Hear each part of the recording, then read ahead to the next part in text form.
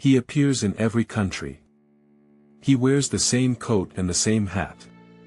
He has been reported for 400 years. No one has ever photographed him. Entity designation, Crosspoint, GRF001. Sector, global. Status, unresolved. Origin protocol, recurrence files. Not one entity. Not one incident. A pattern documented in more than one place. The witnesses do not know each other. They do not share a language. Many died before the others were born. The figure they describe is the same. 6 to 7 feet. A long dark coat. A wide-brimmed hat. He stands. He watches. He does not move. File remains open. Utrecht, the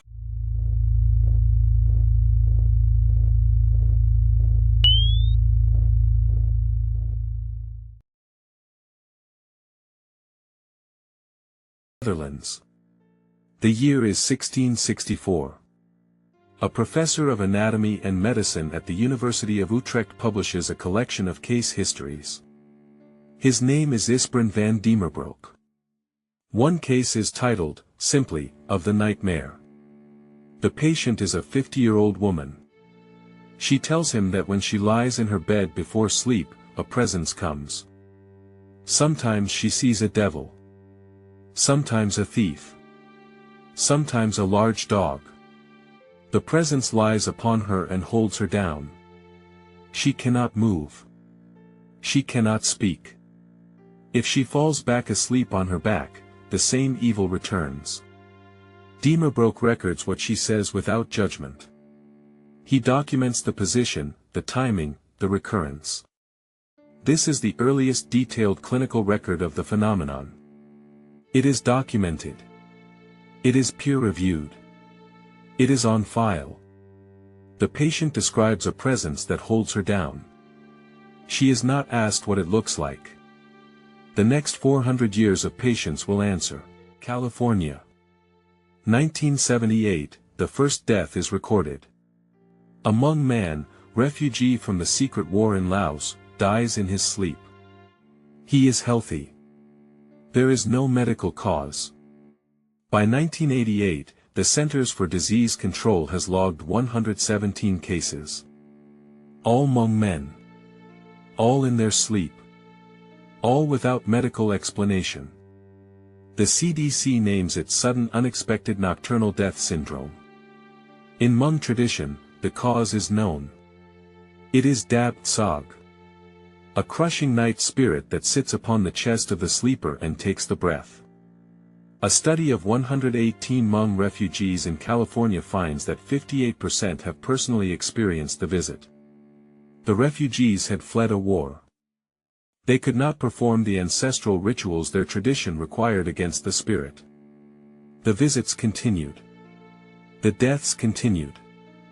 Medical anthropologist Shelley Adler later writes, the terror itself, in a body unable to defend, may have triggered the fatal cardiac event. The figure was not invented in California. It was brought from the highlands of Laos.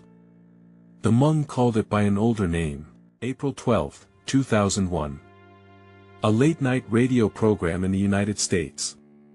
The host invites listeners to describe a figure they have seen at the edge of sleep. The calls do not stop. By the next morning, drawings begin to arrive at the studio. The drawings are made by people who have never met. They show the same figure. Tall. Dark. A long coat. A wide-brimmed hat. He stands in a doorway. He stands at the foot of the bed. He watches. He does not approach. In 2014, a forum is created on the open internet for witnesses of this specific figure. Thousands of accounts are posted within months. The witnesses come from North America, from West Africa, from Japan, from Turkey, from Newfoundland, from the United Kingdom, from Brazil. The descriptions are independent. The figure does not change. 6 to 7 feet. trench coat, wide-brimmed hat, sometimes a fedora, sometimes a top hat, always silent, always watching. The internet did not invent him. It gave him a name. The figure already had a description. Place the cases beside each other. The 1664 patient in Utrecht. The 1978 refugee in California. The 2001 caller in the United States. The 2014 forum poster from Brazil. They share no language. They share no century. They share no continent. The figure they describe shares one description. 6 to 7 feet. Long dark coat. Wide-brimmed hat. Standing. Silent. Watching. Not approaching. The figure does not interact. He observes. The observation is what witnesses describe as malevolent. He is not the only such figure. Newfoundland reports the old hag. Japan reports Kanashibari. Scandinavia gave us the word nightmare from the Old Norse Mara, a spirit that rides sleeping humans. Germany reported the Nachtmar. The Choctaw recorded the Nalusa Cheeto. The Inuit recorded Wukumangurnik. Turkey reported the Karabasan. Islamic tradition reported the jinn at the edge of sleep. The figures vary. The encounter does not. A presence enters the room while the witness cannot move. The presence watches. The witness cannot scream. The presence does not need to do anything else. There is an explanation. It is the strongest one offered. Sleep paralysis. The body, during REM sleep, releases a chemical signal that paralyzes voluntary muscles. This is normal. It prevents the sleeper from acting out dreams. Occasionally, the signal persists into waking. The mind becomes conscious before the body releases. The sleeper can see. The sleeper cannot move. Within the brain, the temporoparietal junction, an area responsible for body position awareness, malfunctions. It generates a phantom presence in the room.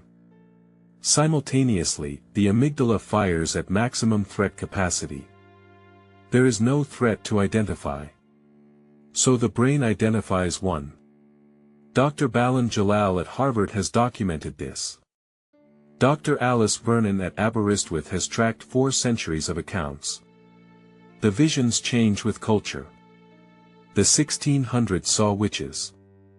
The Victorian era saw skeletons and vampires. The modern era sees aliens, horror film monsters, and shadow figures. The brain explains the figure. The brain explains why the figure feels real. The brain does not explain why the figure, in our era, wears a hat. The strongest explanation accounts for the experience. It accounts for the paralysis. It accounts for the felt presence. It accounts for the terror. It accounts for the fact that witnesses across every culture report the same kind of encounter. Universal brain architecture, generating a phantom in the room. This is solid. What the explanation does not account for is the consistency of the description in our era. The old hag of Newfoundland was a woman. The Mara of Scandinavia was a spirit that rode horses. The Dabt Sog of the Hmong was a crushing weight. These vary. The Hat Man does not. He is the same height. The same posture. The same coat. The same hat. He is reported by people who have never seen the other's descriptions. He was reported before the internet gave him a name. The brain explains why the room holds a presence. The brain has not explained why, beginning sometime in the 20th century and intensifying in the 21st, the presence in the room wears a fedora. We do not know. We do not have a hypothesis we can defend. We file the pattern. We do not file an answer. Tonight, in some country, someone will wake at the edge of sleep. They will be unable to move. They will see a figure standing in the corner of the room. The figure will be tall. The figure will wear a long coat and a wide-brimmed hat. The figure will not approach. The witness will not know that a Dutch physician documented the same paralysis in 1664. They will not know that 117 Hmong men died believing the figure was sitting on their chest. They will not know that thousands of forum posts describe the same hat. They will only know that the figure is in the room and that they cannot scream. By morning the witness will be alive. They will tell someone. The someone will not believe them. They will search the internet. They will find that other witnesses, in other countries, in other centuries, have described what they saw. The brain explains the figure. The brain has not explained the hat. The pattern continues. The reports continue. We do not know what we are documenting. We document it anyway. Crosspoint, G, RF001. Status, unresolved. File remains open. Cross-reference. Crosspoint, G, RF001 is the first entry in the recurrence files, patterns documented across cultures and centuries that resist single-source explanation. Related cases under review include the Old Hag of Newfoundland, the Kanashibari of Japan, the Mara of Scandinavia, the Dabt Sog of the Hmong, the Karabasan of Turkey, and the Nalusa Chito of the Choctaw. Each is a separate file. Each describes a presence at the edge of sleep, in a body that cannot move. The presence varies. The encounter does not.